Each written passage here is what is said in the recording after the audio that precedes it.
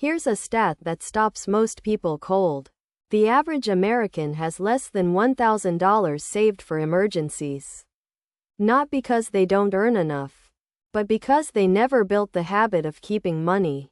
Today I'm going to show you the simplest rule in personal finance. The $50 a week rule.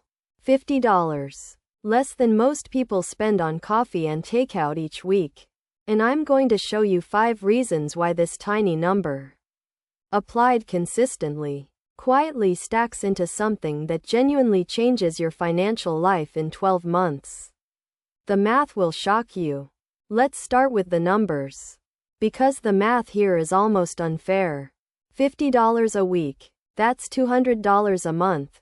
Over a year, that's $2,600.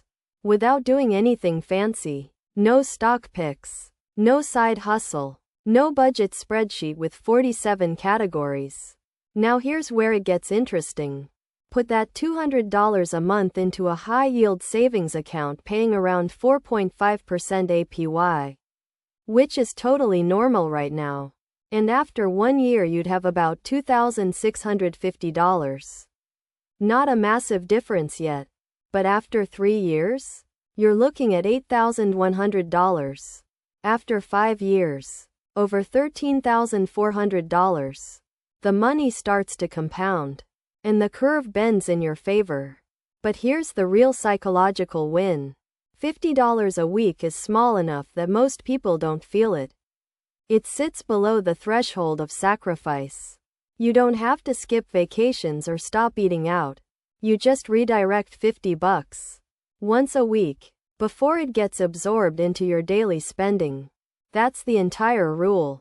Automation turns it from a habit into a system. The reason most saving strategies fail isn't willpower. It's friction. You have every intention of saving, and then life happens. An unexpected expense, a spontaneous dinner, a sale on something you've been eyeing, and the money's gone before you ever consciously chose to spend it. The $50 rule eliminates this completely when you automate it.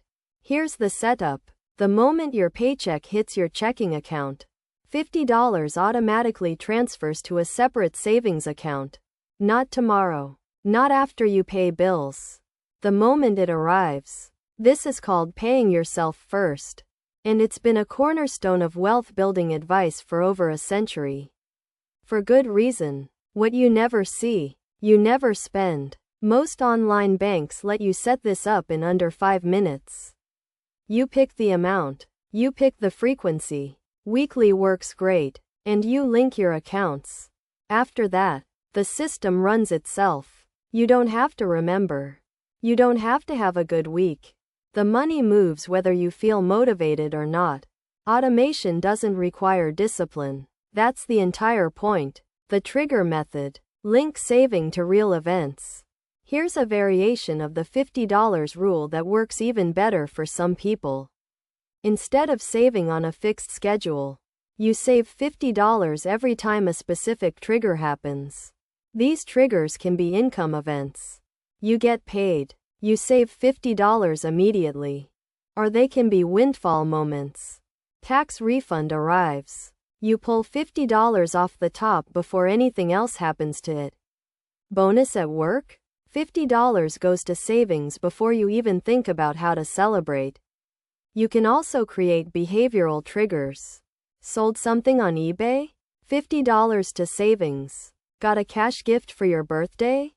$50 to savings. Anytime money comes in from an unexpected source, the rule activates automatically. This approach works psychologically because it feels less like deprivation and more like a system.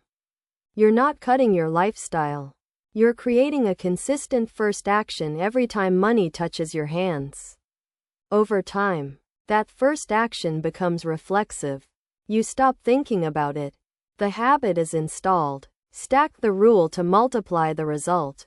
Once you've got the basic $50 rule running on autopilot, there are 2 ways to quietly multiply its impact without changing your lifestyle.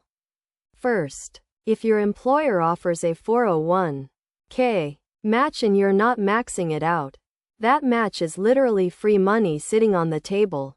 Even a small increase to your contribution, say $25 per paycheck, can unlock an additional $25 in employer match. That's effectively doubling a chunk of your savings rate at no extra cost. Second, use micro-saving apps that round up your purchases to the nearest dollar and invest the difference. You buy a $3.60 coffee.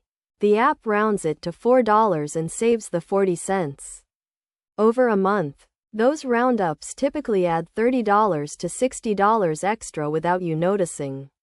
Stack that on top of your $50 weekly transfer and your actual saving rate is higher than it appears.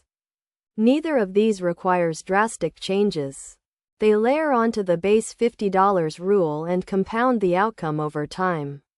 Where to put the $50 actually matters. Saving the money is step one. Where you put it determines how hard it works for you. For most people, the first $1,000 to $2,000 of the $50 rule should build an emergency fund. Liquid, accessible, in a high-yield savings account. Think of this as the foundation. Once that's in place, you're no longer one car repair away from credit card debt. After the emergency fund is solid, the next layer is a Roth IRA if you're eligible. A Roth lets your money grow tax-free and you can withdraw contributions penalty-free if you need them. Contributing $200 a month maxes out well under the annual limit. And it gets you into the habit of investing before most people even think about it. If your income is higher or you want to go further, a low-cost index fund ETF in a brokerage account is next. Something tracking the total U.S. market or the S&P 500. A fund with an expense ratio under 0.1%. Park the $50 there weekly and let it ride. The sequence matters. Emergency fund first. Tax-advantaged accounts second. Taxable investing third. Follow that order and your $50 a week builds a genuinely diversified financial base over time. Here's the truth about the $50 rule. It's not going to make you rich overnight, and it's not supposed to. What it does is install a system. One that runs in the background, grows quietly, and compounds into real money over time. Most people underestimate what consistent, boring actions produce over years. If you got value from this video, hit subscribe.